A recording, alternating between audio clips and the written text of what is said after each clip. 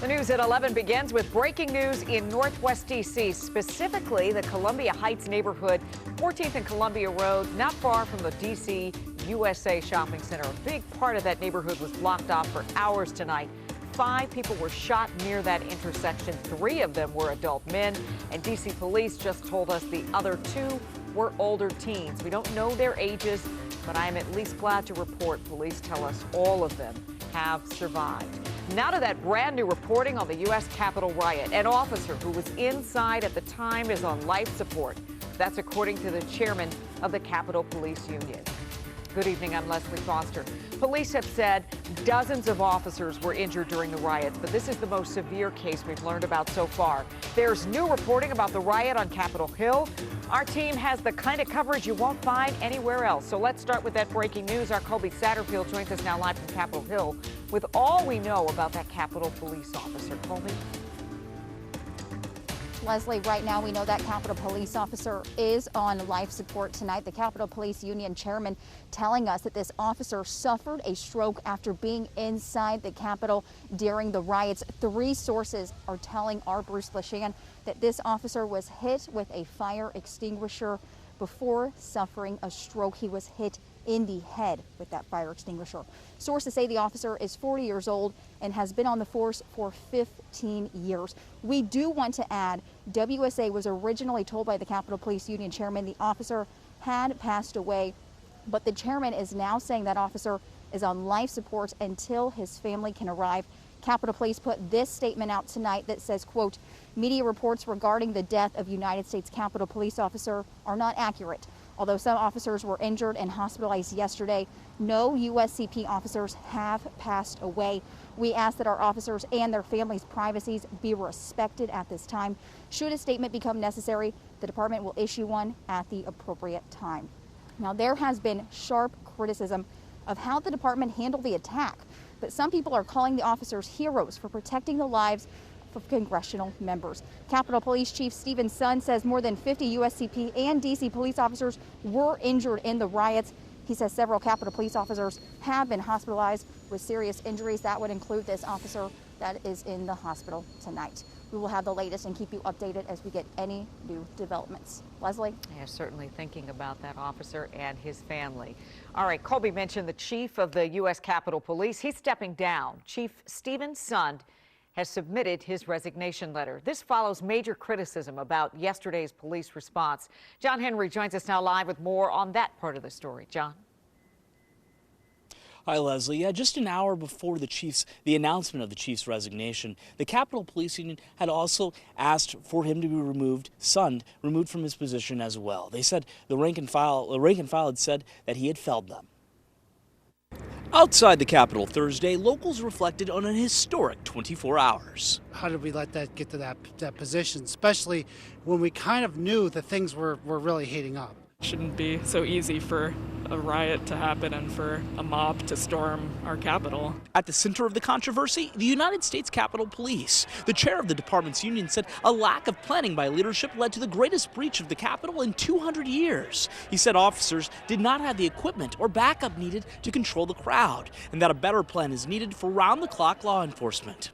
All this as the Associated Press reported Thursday that Capitol Police rejected offers from the Pentagon and Justice Department to defend the Capitol leading up to Wednesday. It is one of the least transparent law enforcement entities that I've ever seen.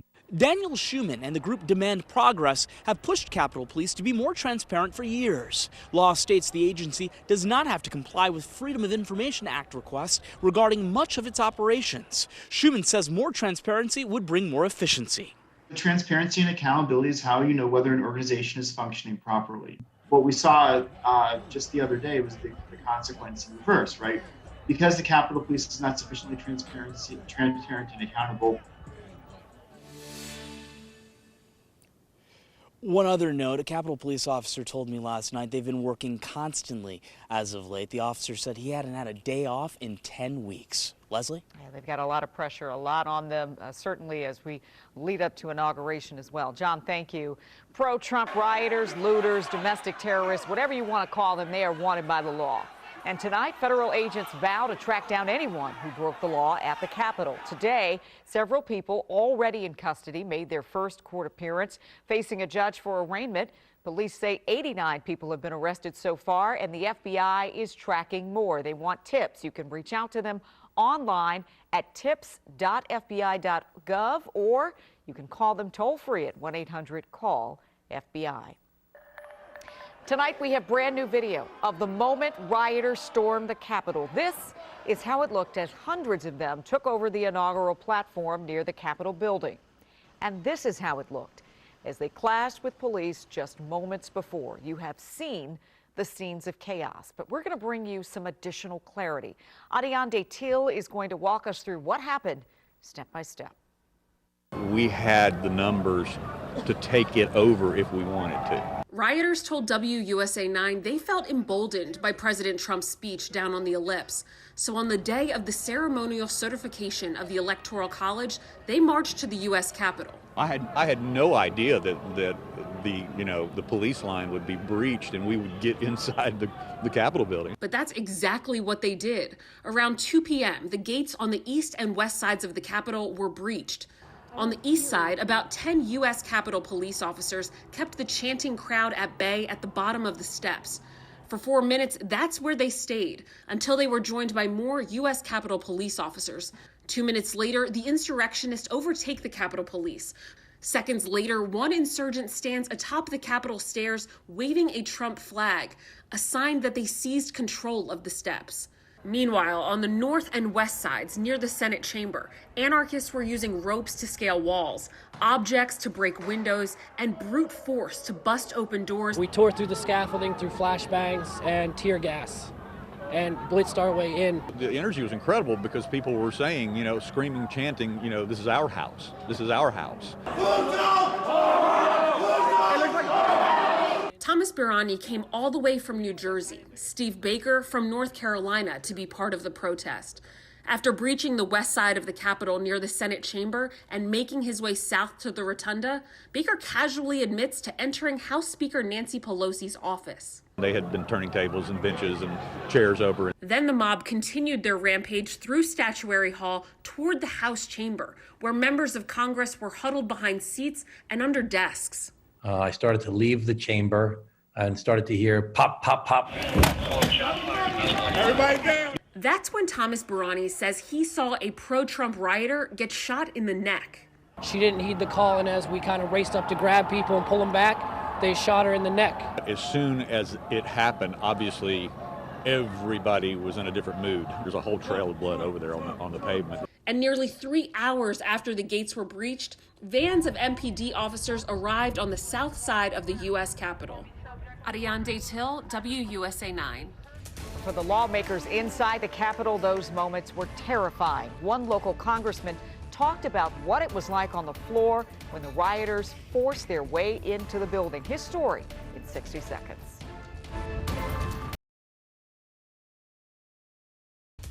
America's elected leaders were trapped in the very room where they conduct the nation's most pressing business. Northern Virginia Congressman Jerry Connolly was on the House floor as those rioters moved in, and he shared a harrowing ordeal with our Adam Longo. I saw a phalanx of security personnel escort really rapidly the Speaker, the Majority Leader, and the Majority Whip off the floor. Very fast. In fact, so fast that Nancy Pelosi left her phone, her iPhone, on the dais. And at one point, a police officer took the podium, which is very unusual, and actually said, "We want you to get access to your gas masks, which are under the chairs in the chamber." That police officer came back and said, "We need to evacuate the chamber immediately. Everyone needs to go and follow directions." And we had only one escape route down to the basement to the tunnels. And I was like one of the last to leave the House chamber in the evacuation because I felt that way. And I turned to my left as I was leaving the House chamber, and I saw the mob right there at the doors, breaking the windows, pounding on the doors, trying to get in to the House chamber. Connolly says everyone then hunkered down in a secure space on Capitol Hill until the mob cleared. Now, I also want to show you this exclusive video that I got today. Rioters penetrated 3 different police lines that were set up on the west front of the Capitol. That's the side facing the Washington Monument. And then they invaded the inaugural platform where Joe Biden will be sworn in as president in 13 days. Now, the man who filmed all of this has an incredible story of what he saw. You can see that right now on the WUSA 9 app and WUSA9.com. Adam Longo, WUSA 9. Don't go to sleep just yet. We've got a lot more ahead. Just stay up 15 more minutes. Cleanup at the Capitol. Come with us inside for a first-hand look. Plus, neighbors sound off. Hear from people living in the shadow of the Capitol. And yesterday's police response compared to the Black Lives Matter protests last summer. Why did they look so different? I'm so happy you're here. Those stories and more when I see you back here in 90 seconds.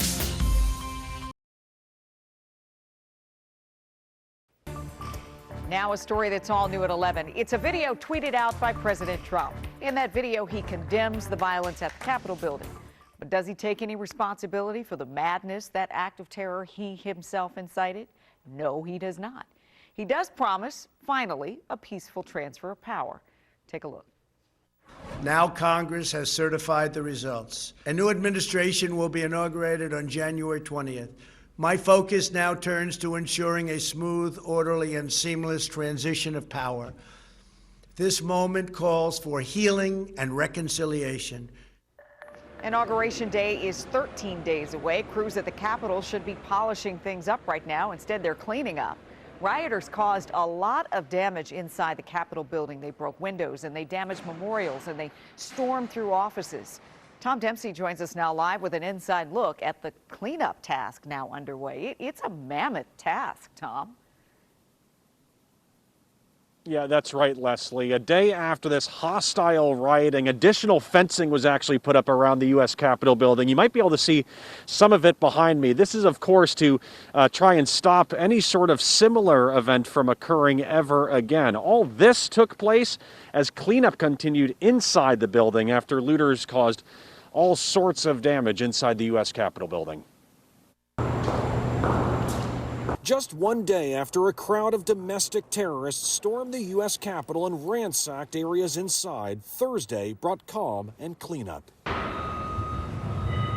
The aftermath of deadly chaos seen in boarded-up windows, shattered glass on the floor, and door hinges broken. The damage even spread to a special tribute outside Representative Steny Hoyer's office. The House Speaker tweeting on Thursday that rioters destroyed a display honoring late Congressman and civil rights leader John Lewis. I never thought we'd live to see this day, this kind of nightmare in the United States of America. With additional fencing put up on Thursday, Maryland Senator Chris Van Hollen wondered about the impact to access at the Capitol while directing criticism toward security. We should not have had a situation where a mob could not only get through the outside doors, but actually get onto the floor of the House and Senate. The concern shared by D.C. Shadow Senator Paul Strauss.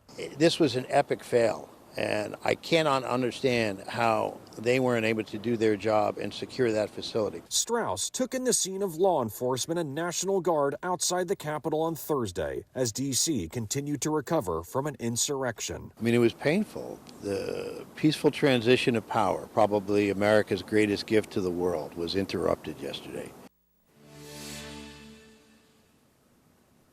Both Strauss and Van Hollen put blame on President Donald Trump for the violent riots that took place here, with Van Hollen even going a step further, saying Trump should resign or be removed from office. Live outside the U.S. Capitol building, I'm Tom Dempsey, WUSA 9. A lot of debate about that, Tom. Thank you. So I don't know about you, but it was pretty surreal and gut-wrenching to see what was happening in our backyard. It is not who we should be as a country, and I know I'm not the only one who feels this way.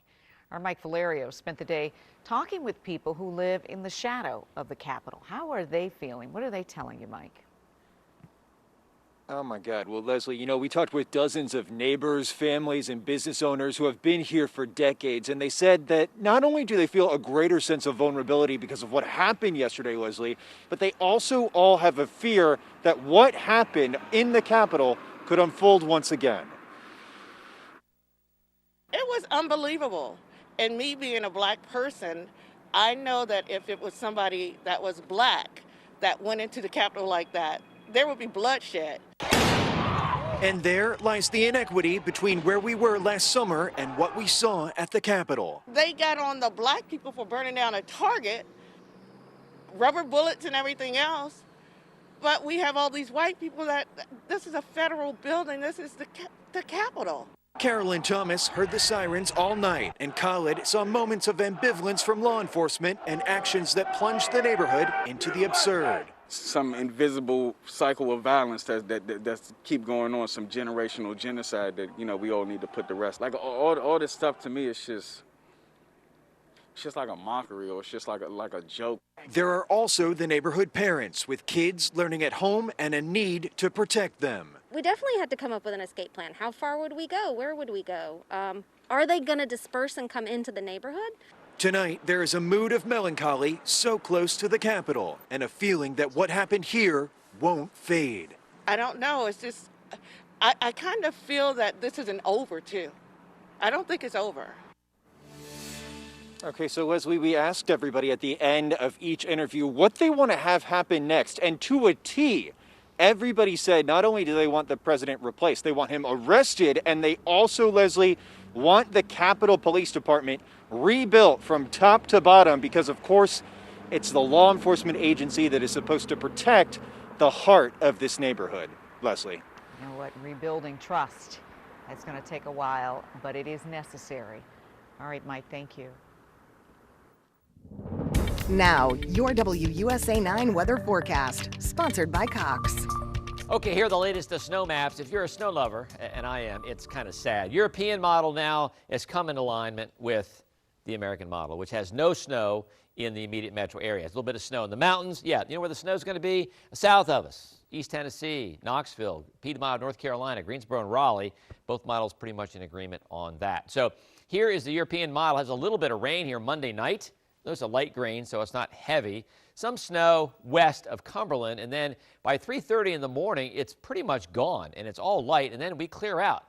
By lunchtime, we are clear on Tuesday. So even the European model has a storm that's passing pretty far south and moving through quicker than before. So we shall see. We're still a few days out. There's, I suppose, a little bit of hope rather, for a change. All right, 45 tomorrow and Saturday. Saturday will feel colder because of wind. Upper 40s on Sunday, and then mid-40s on Monday and Tuesday. All right, so let's talk about running forecast. It's not going to be crazy cold, not much wind, mostly cloudy though. Low 30s to start, but 20s in the burbs, and then 30s to around 40 by lunchtime and also by evening. So, headlines. Mostly cloudy Friday, snow shower possible south, and by that we mean, you know, southern Maryland, Leonardtown, Lusby, even in the northern neck.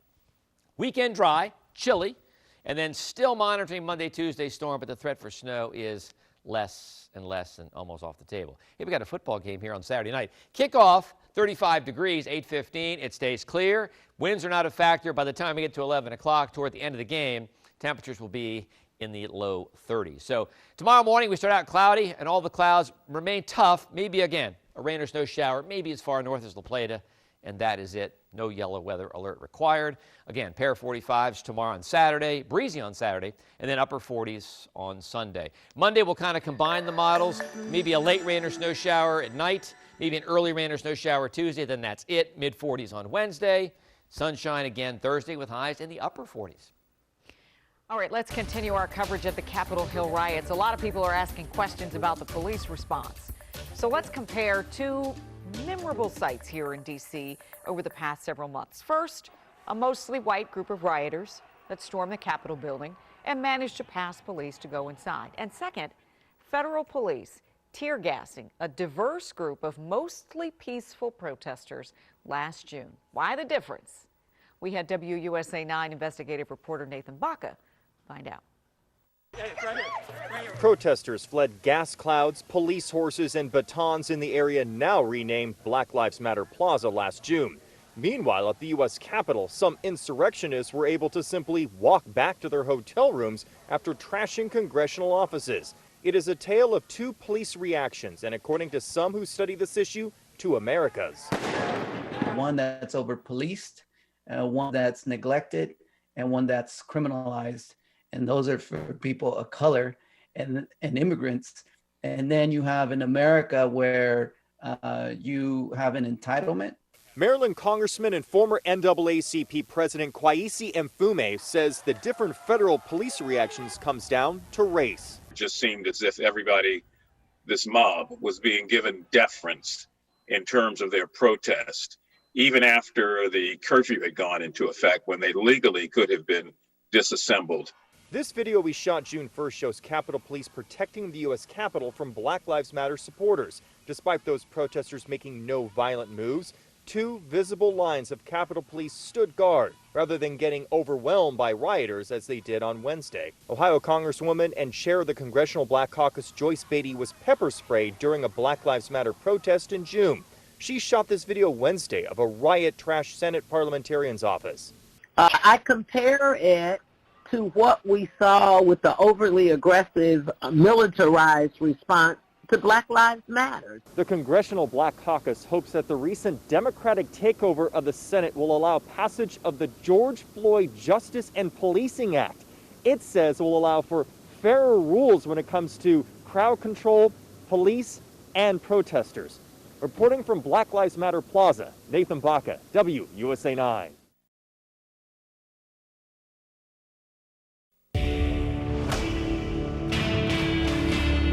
When it comes to politics, it can be hard to know what's true and what's false. That's why the Verify team is here to stick to the facts. With the dramatic storming of the Capitol by rioters, we're hearing from people at home, as well as celebrities and lawmakers like Senate Majority Leader Chuck Schumer, who are calling for President Trump to be impeached and convicted or removed through the 25th Amendment. So let's verify this important question.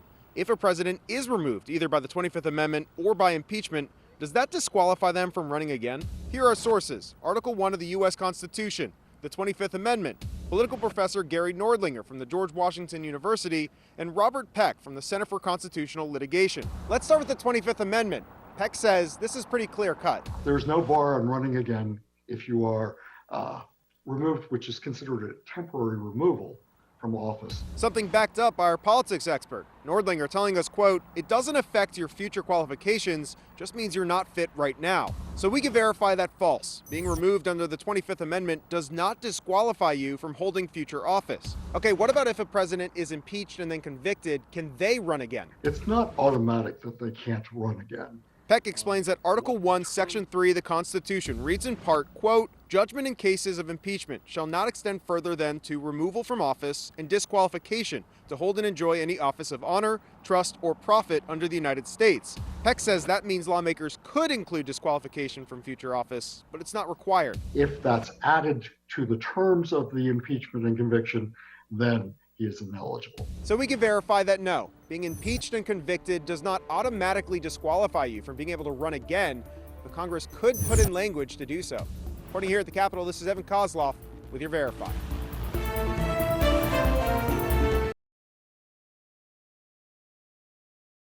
All right, clouds return tomorrow. Maybe a rain or snow showers south. Kind of cold, 45. Blustery on Saturday. Cold for the game, but dry. We're still watching Monday and Tuesday, but right now the threat for snow is greatly diminished. Oh, that's tragic. Okay, thanks so much for staying up with us tonight. The Late Show with Stephen Colbert is next. Have a great night.